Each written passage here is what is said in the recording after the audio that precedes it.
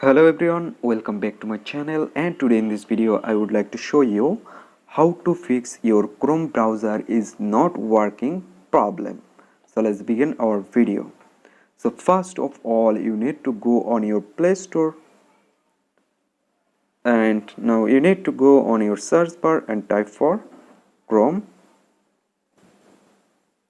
So there you can see this is your Chrome. So you need to check out your Chrome is update or not. If your Chrome is not update, make sure your Chrome is update. After update your Chrome browser, then what should you do? You just need to go on your phone settings and you need to find out apps or apps management option. So I just try to find it. So there you can see this is apps, open on it, and now you need to go manage apps. Now you need to go search bar and type for Chrome. So there you can see. Now after open, at the bottom right side there have a option clear data. Select on it. Now select clear cache. Now OK.